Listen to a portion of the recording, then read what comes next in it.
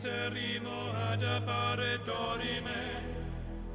Ameno, ameno, lancire. Por varios siglos, desde que somos pequeños, siempre hemos tenido la idea de que Yahvé es nuestro Dios, y de que Yahvé es el Padre de Jesús, y que éste y Yahvé con el Santo Espíritu son uno solo. Sin embargo, pocos son los que han logrado entender claramente la descripción que Jesús hizo respecto de su Padre. Uno de ellos es Salvador Freixedo, que en su libro Defendámonos de los dioses expresa: el Dios cristiano del que se habla en el Pentateuco también existió, pero no es el Padre bueno que Él quiso hacernos creer, y mucho menos es el Dios universal. Para los cristianos gnósticos de los primeros siglos, Jehová Yahvé no era el Padre revelado por Jesús. Mientras la Biblia hebrea revelaba a un Dios tribal, el Dios de Jesús era el Ser Supremo Universal de toda la humanidad.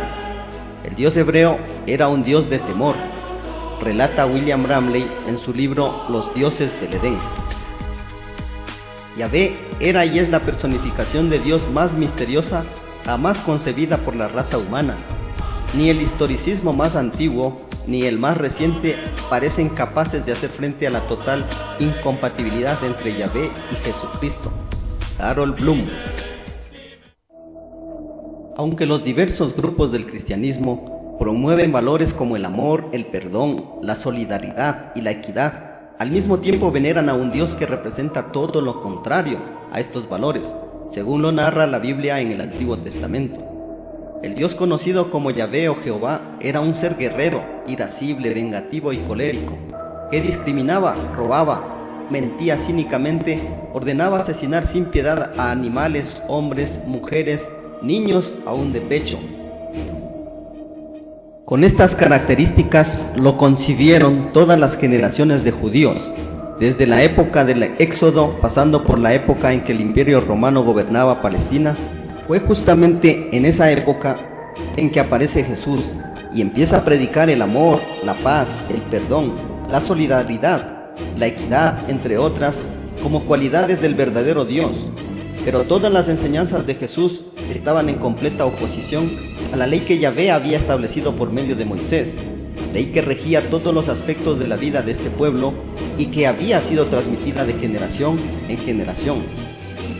Esto explica el hecho de que Jesús haya encontrado tanta oposición y rechazo entre los judíos, los cuales le preguntaban a Jesús: ¿con qué autoridad haces esto? ¿Quién te dio esa autoridad? A lo que Jesús respondía que solo cumplía los deseos de su Padre, y este Padre suyo era, según Jesús, el verdadero. Yo soy el que doy testimonio de mí mismo, y el Padre que me envió también da testimonio de mí. Y como los judíos no tenían ni idea a quién se refería Jesús al mencionar a su Padre, le preguntaban: ¿dónde está tu Padre?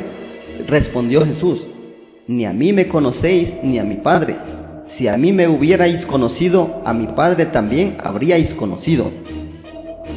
Estos pasajes del Nuevo Testamento, que recopilaron las discusiones entre Jesús y los judíos, no dejan duda respecto de un hecho: que el Dios de los judíos era un ser diferente y totalmente opuesto al Dios que envió a Jesús, y por eso éste les dijo: yo hablo lo que he visto estando con mi Padre, y vosotros hacéis lo que habéis oído de parte de vuestro Padre. Entonces le dijeron: nosotros no hemos nacido de fornicación, tenemos un solo Padre, Dios. Entonces Jesús les dijo: si Dios fuera vuestro Padre, me amaríais, porque yo he salido y he venido de Dios. ¿Y quién exactamente era su Padre? ¿Era acaso Yahvé, el rabioso, de quien una y otra vez repite el Levítico, que se apaciguaba con el olor de la carne asada? Pero por más que busco en la Biblia hebrea, Yahvé no tiene ningún hijo. Fernando Vallejo. Tanto Jesús como los judíos tenían claro que servían y veneraban a dos dioses diferentes. Es decir, que Jesús, al invitar a los judíos a que sigan sus nuevas enseñanzas de amor y de perdón, estaba incitando la rebelión contra ese Dios llamado Yahvé. Pero Yahvé, el Dios y Padre de los judíos, siglos atrás por medio de Moisés, había advertido a las generaciones futuras de su pueblo, que si alguna vez aparecía un supuesto profeta que incitara al pueblo a apartarse de sus leyes en pos de un Dios diferente, que no escuchen a ese profeta, por más prodigios que éste realice, y que lo maten. Si se levanta en medio de ti un profeta o un soñador de sueños y te da una señal o un prodigio, si se cumple la señal o el prodigio que él te predijo al decirte, vayamos en pos de otros dioses que tú no conociste y sirvámoslos, no escuchen las palabras de tal profeta ni de tal soñador de sueños, porque Yahvé, vuestro Dios, os estará probando para saber si amáis a Yahvé, vuestro Dios, con todo vuestro corazón y con toda vuestra alma. En pos de Yahvé, vuestro Dios, andaréis, y a él temeréis, guardaréis sus mandamientos y escucharéis su voz. A él serviréis, a él seréis fieles. Pero tal profeta o tal soñador de sueños ha de ser muerto, porque predicó la rebelión contra Yahvé, vuestro Dios, que te sacó de la tierra de Egipto y te rescató de la casa de esclavitud. Él trató de desviarte del camino por el que Yahvé tu Dios te mandó andar. Así eliminarás el mal de en medio de ti. El antiguo eloísmo nunca morirá, sobrevivirá al rabinismo, o mejor dicho, lo asimilará. Los profetas, y especialmente Jesús, el último de ellos, expulsarán a Jehová, Dios primitivo de Israel, y volverán al bello sistema patriarcal de un Padre justo y bueno, único para el universo y para todo el género humano. Ernest Renan, Historia del pueblo de Israel.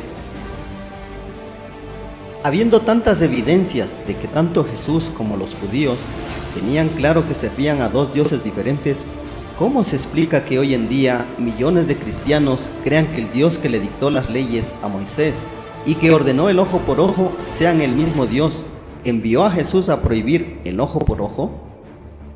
Para desentrañar este oscuro entramado, tienes que sumergirte en un emocionante viaje de revelaciones desconcertantes. El libro Desenmascarando a Yahvé te sacará de estas dudas.